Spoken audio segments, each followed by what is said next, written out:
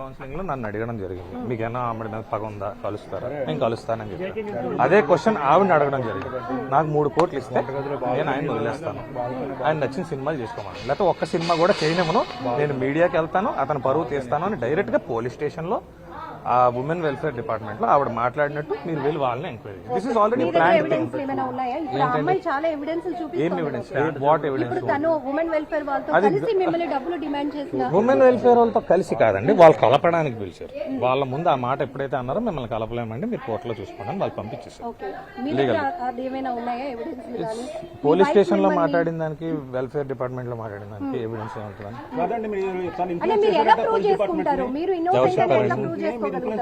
నేను మిమ్మల్ని క్వశ్చన్ అడుగుతాను. Can Disha police be influenced? Disha అంటే ఏంటండి? దిశ ఏంటండి? అభియోగం అంటే చెప్పేదంతా మరి అది అలా అడగండి. ఇన్ఫ్లుయెన్స్ చేశారంట and your passing statement. It's not wrong, that is wrong. మీరు వాళ్ళని అడగండి, మీకు డబ్బులు ఇచ్చారా తేజ, ఇన్ఫ్లుయెన్స్ చేశారని అడగండి. సార్ వితౌట్ మై నోటీస్ నన్ను స్టేషన్ కి కూడా పిలకుండా నా మీద ఎఫ్ఐఆర్ చేయడం జరిగింది. ఇన్ఫ్లుయెన్స్ చేస్తే అట్లా జరుగుతుందా? నన్ను పోలీస్ స్టేషన్ కూడా పిల్ల, నేను హైదరాబాద్ షూటింగ్ లో ఉన్నాను, సడన్ గా ఎఫ్ఐఆర్ అయిపోయింది అన్నారు. మీరు బెయిల్ తీసుకోకపోతే మీరు అరెస్ట్ అవుతారని కూడా అన్నారు. నా ఇన్ఫ్లుయెన్స్ ఉంటే నాకు తెలియకుండా నా మీద డైరెక్ట్ గా అరెస్ట్ అవ్వండి, నన్ను పిలిచి చేశారా అని కూడా అడగకుండా ఎఫ్ఐఆర్ ఫైల్ అయింది. అడిగితే ఇది దిశ రూల్ అండి అన్నారు.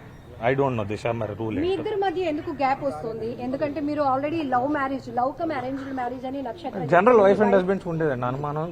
కారణం ఉంటుంది. స్థాయిలో ఇప్పుడు ఒక భర్తను ఎవరు వీధించడానికి ఎవరు డిసైడ్ అవ్వరు.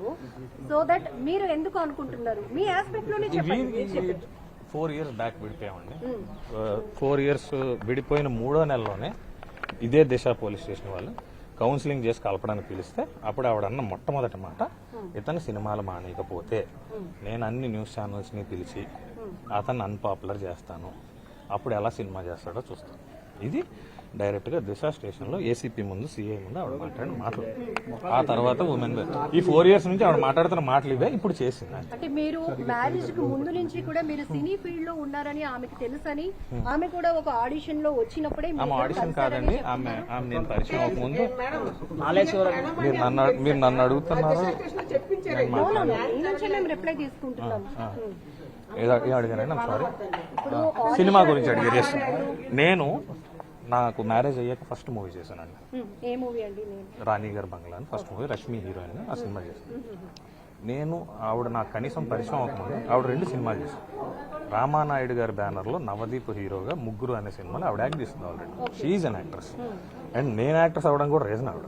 నేను నా మాన నేను గవర్నమెంట్ జాబ్ రాసుకుంటున్నాను. She loved me. నాకు జాబ్ లేదు, మా ఇంట్లో పెళ్లి చేయనన్నారు. దే ఫోర్స్డ్ అస్. వచ్చారు. నేను ఏదో చిన్న చిత్క బిజినెస్ చేసుకుంటా ఉండేవాడిని, కష్టపడి రాసుకున్నాను, గవర్నమెంట్ జాబ్ కొట్టాను నేవీలో.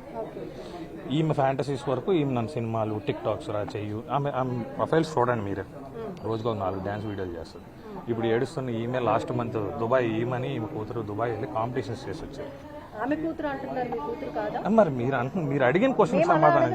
మరి నా కూతురు అయితే నా పర్మిషన్ ఉండాలి కదండి. When she has to move to Dubai, అది కూడా చిన్న బట్టలు వేసుకుని ఒక ర్యాంప్ వాక్ చేయాలంటే ఒక తండ్రిగా పర్మిషన్ అడగాలి కదా. When you're asking for the school fees, when you're asking for the maintenance, why shouldn't you give ask my permission when you're going abroad? అడగాలి కదా.